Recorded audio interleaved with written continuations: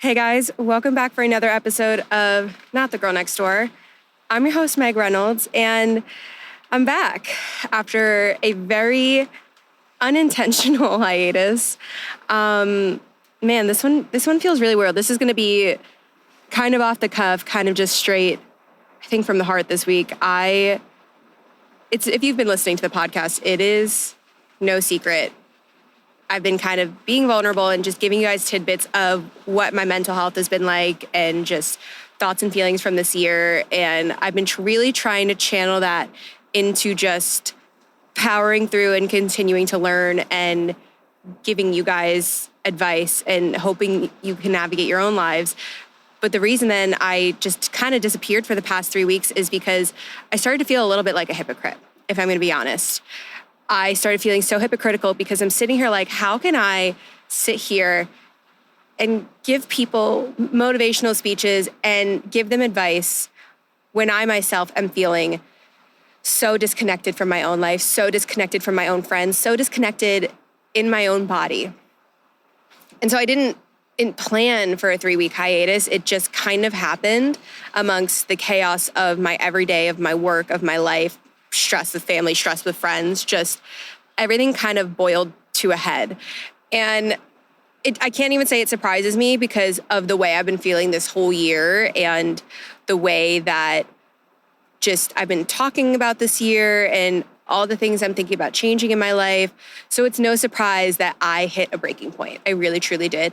I hit a point where I've been crying every single day, just full, like not even like a little boohoo cry, like a full on ugly, hyperventilating panic attack cry. I just have been wanting to burn it all down and just questioning myself, questioning the choices I've made, questioning everything. And I got really trapped in this loop of questioning and pitying and being down on myself. And I'm pulling myself out of it slowly. And I think that's what I want to talk about today is how I'm pulling myself out of it and also why I got trapped in that loop. You know, 27 is weird. 27 is a really weird age. And I've kind of been talking about this in a lot of episodes this year, but I think I kind of figured out why 27 is so weird. Yes, everyone talks about it, but for me personally, I think why it's so weird is it feels like I've woken up. That's the only way I can describe it is for some reason, 27 feels like I am waking up for the first time. It's like the first age where I am truly feeling like an adult and the weight of all the decisions I make I'm starting to feel it. And here's the thing, I know 27 is not old by any means. I actually do feel younger in my heart, mind, and body than I have ever felt in my life. But the number from my birth certificate does not care about that. It doesn't care about how I feel. The reality is I am getting older and it is a beautiful thing. And I have been kind of caught in this nostalgia loop this year of not wishing I could go back in time to change anything, but wishing I could go back in time just to experience it all again. Because now being at a point in my life where I am the happiest I've ever been and the healthiest I've ever been, I look back on some memories and I'm just like, man, I didn't really fully feel those feelings back then. I really didn't fully let myself be in the moment back then. And I wish I could go do that. I wish I could go be fully in the moment. But now this is why it's so important to me to be in the moment. I think it's why some of my priorities are changing. And I think it's why my outlook on life is changing is because I've hit this point. 27 almost just feels like another puberty. That's the only way I can describe it. It feels like another puberty where you just feel awkward, you feel out of place, you feel like nothing is going your way. It feels like coming into adulthood all over again without any sort of childlike wonder in your heart. And you can just really see the world for what it is. And so while 27, again, I'm the healthiest I've ever been. I've lost 30 pounds. Thank you to GLPs, which actually I've never really talked about my GLP-1 journey on the podcast. And I think I should because talked about in numerous episodes how GLP-1s are not the end all be all. They're not a quick fix and they're not. I will stand by this. I do not recommend getting on a GLP-1 if you are doing it for the wrong reasons. If you are someone like me who is struggling with body dysmorphia, struggling with, binge eating, any sort of disordered eating, if you are struggling with that, I really don't recommend getting on a GLP-1. It took me being so secure in my mind and body first to be able to handle getting on this medication. And the reason for that is because I know my past self, hearing all the comments about how much weight I've lost, that would have destroyed me in the past. Like, oh, so you're calling me fat before. No one's saying I was fat before. Like, was I 30 pounds heavier this time last year? Yes, I was. However, if you look at me now in photos, I feel like I've just leaned out. Like, my clothes fit a little bit better, yes. But I would argue I still looked just as good then as I do now. And I firmly believe that in my heart. I loved how I looked last year. Last summer was the most confident I had felt in a very long time. And it's because I had worked so hard on the relationship that I've had with myself. And now the GLP-1, the reason I got on the GLP-1, guys, is because, as you know, I've had polycystic ovarian syndrome and hypothyroidism since I was 14 and 15 years old. I got diagnosed with the PCOS. Well, I guess it's called something else now. Anyways, got diagnosed with that at 14, hypothyroid at 15. And so my entire life has been a struggle to balance my hormones, just learn anything about my body and make it work with me instead of against me. And so that's been a struggle my whole life.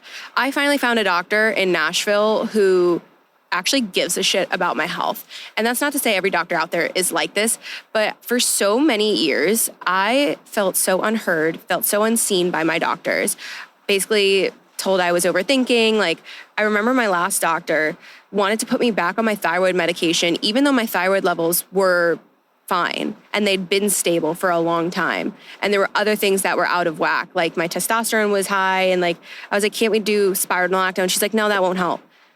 I go to see this new doctor. So the doctor is, I'm just going to give a shout out. This is not sponsored, but I wish it freaking was. Members Health Co. in Nashville, Tennessee. They are I don't know how to describe it. I guess a subscription-based doctor. Instead of having insurance, which I do have catastrophic insurance, but instead of having traditional insurance, I pay them every month.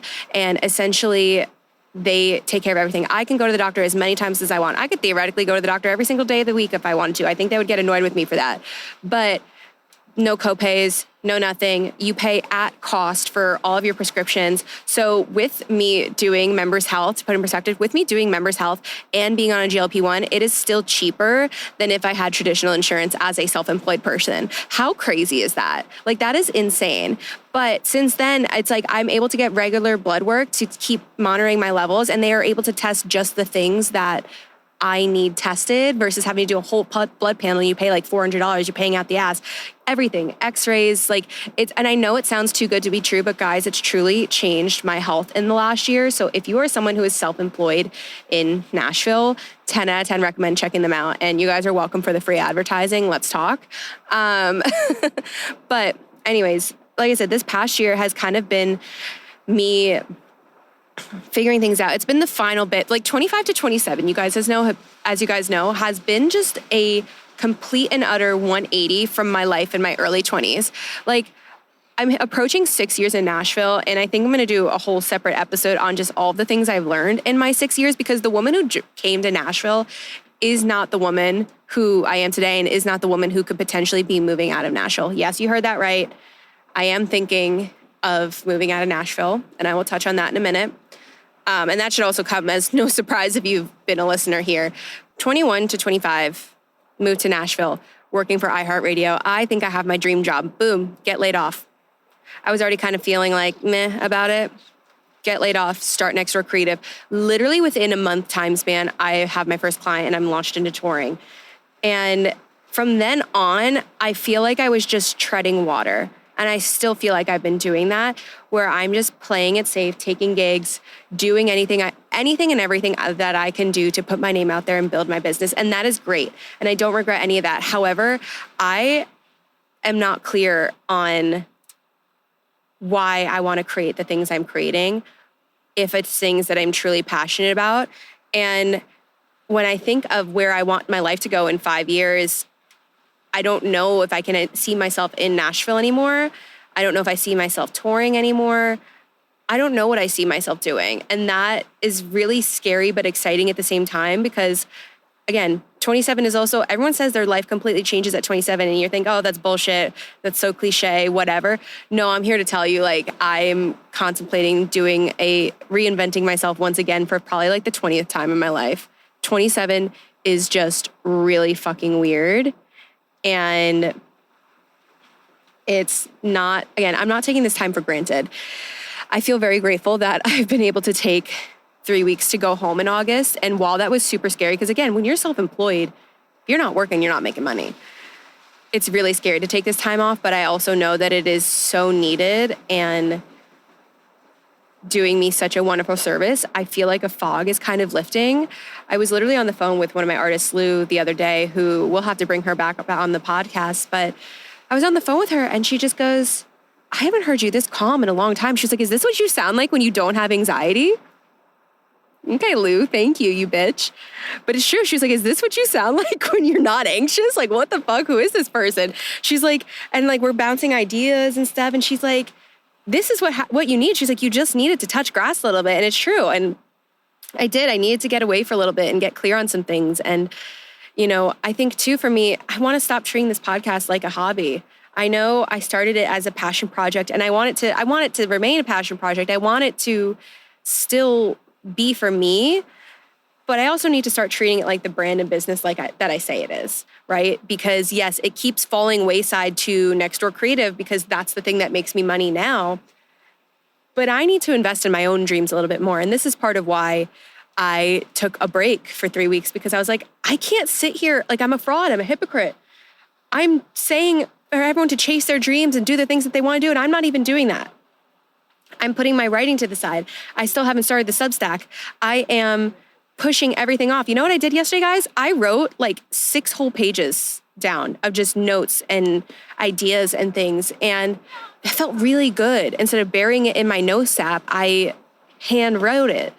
And, you know, I bring these notebooks everywhere with me, but they don't get used as often as they should. And I just think that I like needed to unfunk myself a little bit. Get your mind out of the gutter. But I need to unfunk myself, get myself out of this funk. And so I wrote down all of the things that I am doing and actively doing and going to start doing to get myself out of this hole once and for all. Because again, how can I keep being creative when I'm not how can I keep being creative for other people and even for myself, but also just for like the artists I work with, for everybody else? How can I keep being creative for them when I am not taking care of myself, when I'm not being creative for myself, when I'm not in touch with myself, in tune with myself? And that's part of why I disappeared, because it's just like, I can't sit here and give them advice when I'm so uninspired. Like I was literally in Jackson Hole, one of the places that I've dreamed of going. And I had so much fun, don't get me wrong. And I actually filmed some stuff out there that I'm really excited to edit. And I had that little itch inside of me again. I was like, yes, this is the feeling I've been craving. How do I keep this? How do I keep this spark going? And really what it is all about is touching grass sometimes. But so these are my unfunk yourself rules for everything. So first things first, what I did is I kind of just brainstormed. So as you can see, I kind of just brainstormed everything that I need to do at all times for myself and my business, which I know sounds crazy and I know sounds stressful, but hear me out. I just did a giant brain dump and I just listed everything that I've been putting off doing, that I do on a weekly, daily, monthly basis. And it's like, and this is what I always do, is I make these lists for myself like this. And it makes building your dream life really feel so overwhelming. And building your dream life does not have to feel so overwhelming. So then on the next page, I kind of quartered off my journal and I put it in daily, weekly, monthly, and then projects. So daily is the things that I need to do every single day. It's, post for the podcast, update my shop, all that jazz. Weekly, it's everything that I need to do just once a week or even bi-weekly. Like Substack is going to be a bi-weekly thing for me. Recording and editing the podcast. Recording and editing, other scripted content once a week, bi-weekly. Monthly, it's the more even mundane stuff like doing my tax list and my business expenses and creating a content calendar and strategizing for the podcast and kind of just reflecting. That's only once a month. And then projects I've been putting off, like updating my demo reel. Actually, I've never even done a crazy demo reel. And I think even seeing my work that way will make me feel so much better and feel so much more passionate about what I am doing. And then also updating my portfolio. And the thing about my portfolio, and this is what I want to tell other creatives too when it comes to your portfolio, and I think this is where I've been going wrong with mine, is your portfolio shouldn't be just your best work. It shouldn't just be your best work. And it shouldn't include work that you don't want to do again. Your portfolio should be a reflection of the work that you want to keep doing. And it should be a reflection of everything that you're proud of and everything that makes you feel, that feels like your most authentic sense of work, if that makes sense. Like, it should be your most authentic body of work. It should be the stuff that you want to do more of. It should be the thing that gets you, like, you don't care if it's not paying your normal rate. You're just excited to go and do it. I'm not saying to compromise on your rates. I am just saying that this is where I think I went wrong with my portfolio for so long, is it's not, I just keep updating it with the newest work, but I'm not strategizing it at all. There's things on there where I'm like, I don't want to do that again, but the work looks really good. I need to get that shit off of there. But so with all of this, these are my 15 ways I'm going to unfunk myself. And once again, get your mind out of the fucking gutter. Okay. Number one, I've started stretching every morning. It is crazy how something so small as stretching really does change your day, but I'm stretching every morning. Number two, I'm really good at my skincare routine, but I'm not including my body in my skincare routine. So making sure that I'm taking care top to bottom. Okay. And I know that sounds silly, but once again, like, I usually will get out of the shower and I just kind of slap lotion on my legs and call it a day. We're changing that wholeheartedly. So then we've got number 3 is I'm actually working on The Artist's Way. It's this book right here. If you've never heard of this, I've seen everyone swear that it changes them and their creativity. So I'm starting to do this. It's a 12-week course. So by the time I finish this, the season will be over, I think. Yeah, we'll be coming actually at the end of season 5. So maybe I'll be able to kind of give you my thoughts on The Artist's Way. I'm working through this, doing my morning pages. We're there. So it's a 12-week course. And I actually got this book from a client shoot. I did this girl in Nashville, she started an interior design company and she had gifts for everybody. And part of it was The Artist's Way. And I really loved her event. It was just all about reconnecting with your inner child and how curating your space. She is a very person of, her whole thing is curating your space to reflect your inner child. And I loved that. So this book I thought was so thoughtful too, that she gave it to all of her guests. The next one is every week, and I'm going to pick a day of the week. I don't know if it's going to necessarily be Sunday, but I want to write down every week all of my blessings, all of the things I'm grateful for that week, and also my learnings of the week. Because I think, and I've said this before, nothing is a mistake if you learn from it. And yes, you're going to feel embarrassed, you're going to feel cringe, you're going to feel ashamed of all the things that you have fucked up. And don't get me wrong, I have so many things that I feel like I've fucked up in my business, but I want to learn from. And so I'm going to write all of those down as well to remind myself of them. And then this one is something I kind of came up with. So we all know the 12-3-30 on the treadmill. I came up with my version of that because 12-3-30 is for your body. So I came up with my version of 12-3-30 for your mind, and I'm calling it the 5-3-30. So 5 days a week, you're going to do 3 hobbies for 30 minutes. And I know that sounds like you're like, oh my God, 3 hobbies for 30 minutes at 5 days a week. That sounds like a lot. Babe, that's only an hour and a half of your day. You probably spend more time than that scrolling on your phone in the morning or at night. Like for me, my 3 hobbies are going to be reading, writing, and my needlepoint, obvi. And 2 of those days of the week can be a weekend, guys. Like when you hear it like that, like 5 days a week, 30 minutes for 3 hobbies, it sounds like it's taking up so much of your time, but it's actually not. It's only an hour and a half of your time. And you probably spend more of that in a day just mindlessly scrolling on your phone. And it doesn't have to be like 30. It can be like 30 minutes in the morning for one, 30 minutes at night for the other. Like it can be whatever you want it to be. But I just think forcing yourself to have the time to do your hobbies is so important. So 5-3-30. And I started doing that. I actually have already finished 2, since I've been out on the beach for these couple days, I've already finished 2 books. I've finished a whole needlepoint project. I am so relaxed. I've gotten back to clients like very sparingly because I'm like, no, this is my time to disconnect. But yeah, So 5 through 30. The next one is water. Just drinking more water. When I feel like shit, dehydration doesn't help. Number 7 is making my bed every day. Even when I'm not home, wherever I am staying, I'm gonna make the bed. It just is a way to make the space feel less chaotic. And then every week I'm gonna do a weekly reset. And I'm not talking just like a clean the apartment weekly reset. I'm talking about actually creating a 5-day plan, a 5-day outline, if you will, of my need to do's and my want to do's for the week. This way, if I just get my need to do's done, I will feel accomplished. If I get the want to do's done, I'll know I was extra productive that week. And being able to structure my life in that way will take some of the pressure off and some of the mental load off. Number 9 is every single week, I want to commit to calling one of my long distance friends. And the reason I want to do that is like, I'm usually good about keeping in touch with my long distance friends. Haven't been the best lately because when I get in a funk, I just shut down.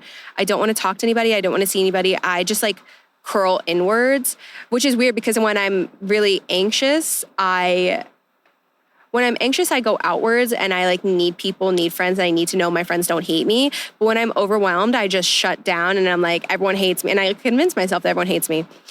But when I was getting ready to come home for these 3 weeks, one of my best friends from college, he called me out of the blue. We hadn't spoken in probably like a little over a month, I think.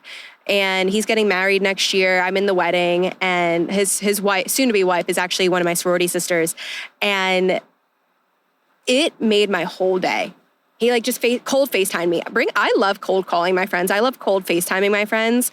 I don't think it's weird. I think if you think it's weird that your friends are calling you out of the blue, like, do you even like that person? I love when my friends cold call me and just are like, hey, I was thinking about you. Want to see how you're doing. And that's all we did. And we were just gabbing and updating. I was updating him on bullshit with boys and, you know, just how everything's been going. And afterwards we texted, and it was the cutest thing. I need to read you guys this.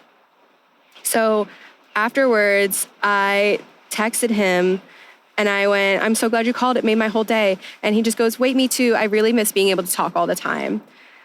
And that was it. But like the fact that it just made both of our days so infinitely better to just hear from each other, it means the world. And I'm so excited for their wedding next year. I'm so excited to be a bridesmaid. I have 2 weddings that I'm a bridesmaid in next year.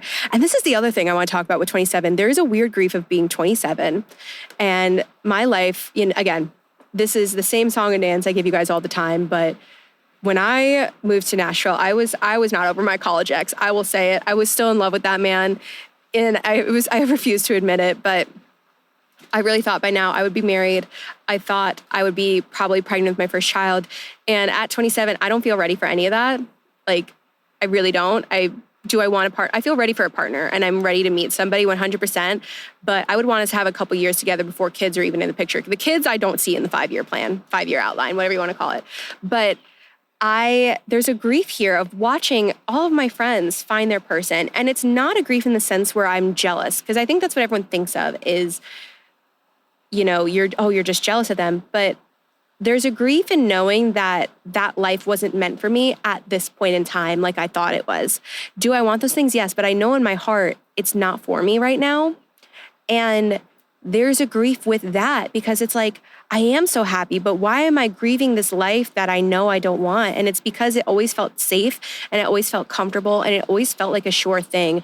And that's part of this grief at 27 is I am, again, more myself than I've ever been. I have discovered parts of myself that I never thought were possible.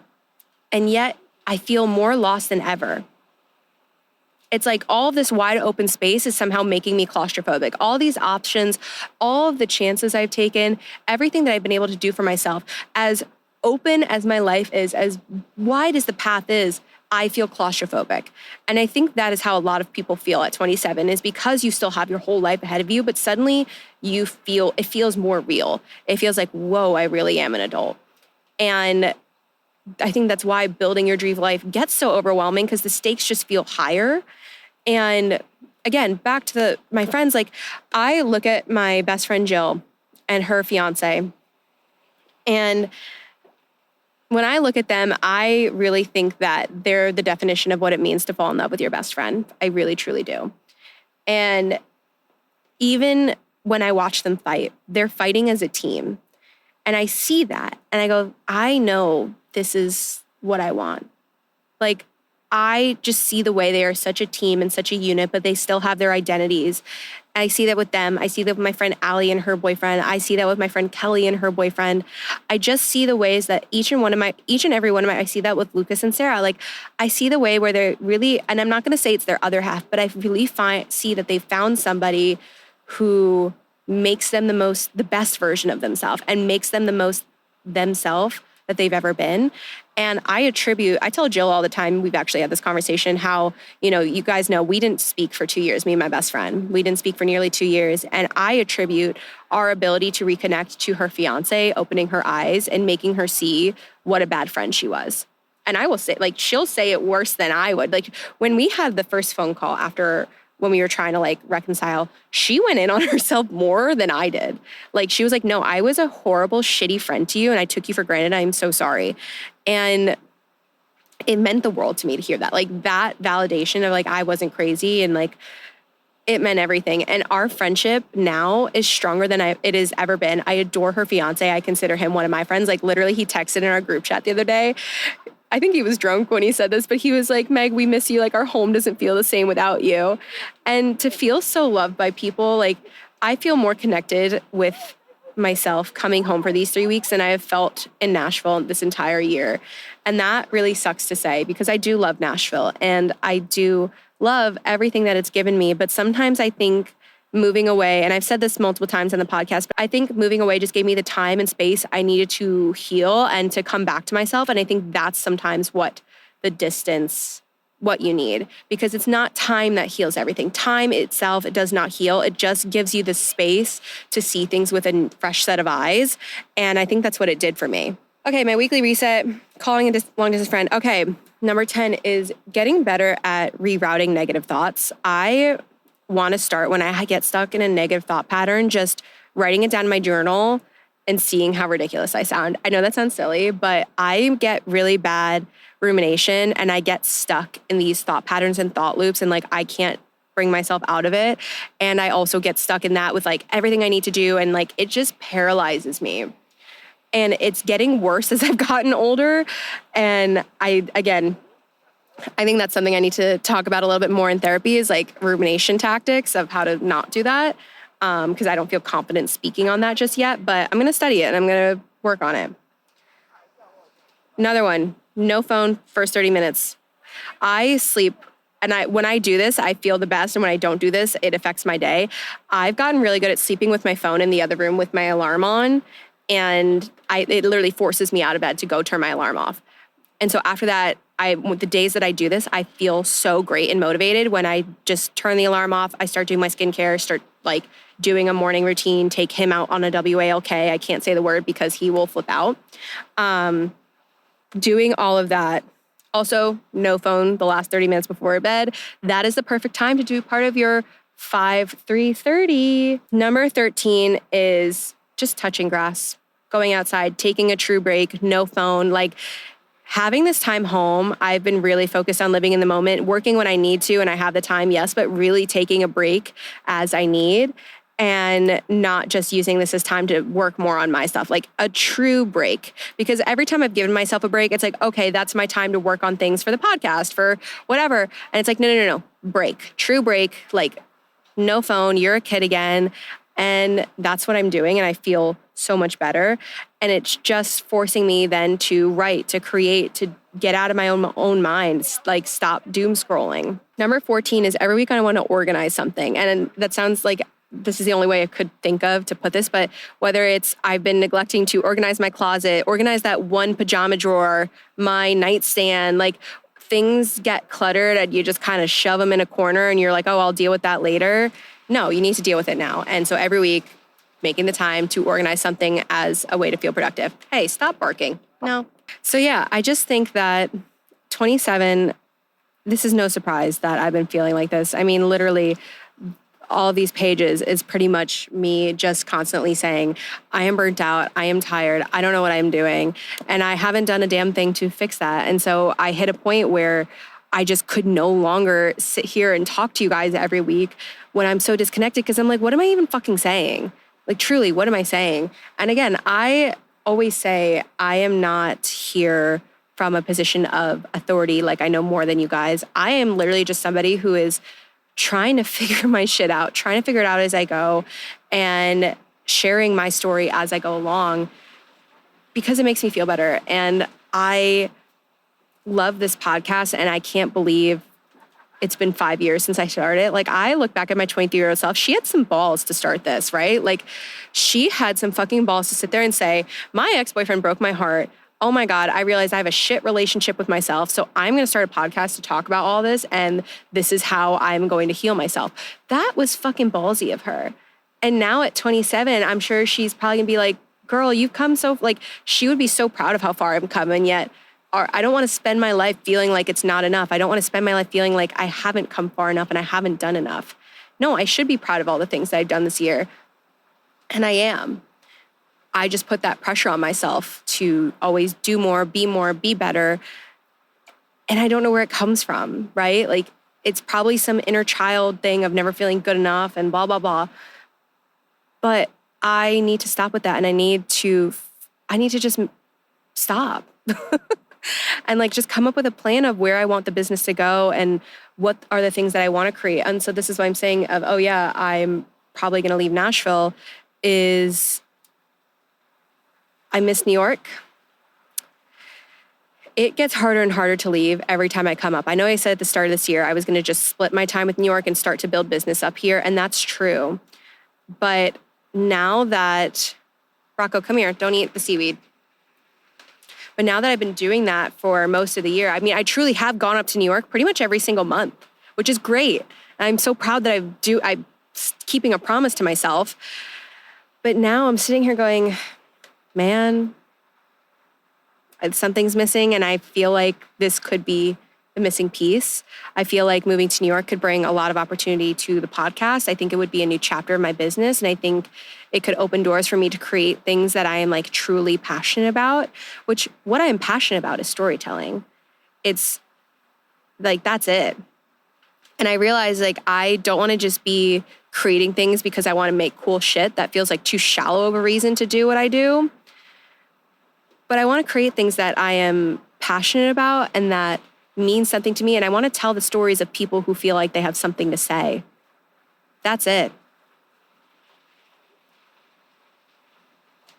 But we're again ready to start the beach day. And so that is all for me for this week's episode of Not the Girl Next Door.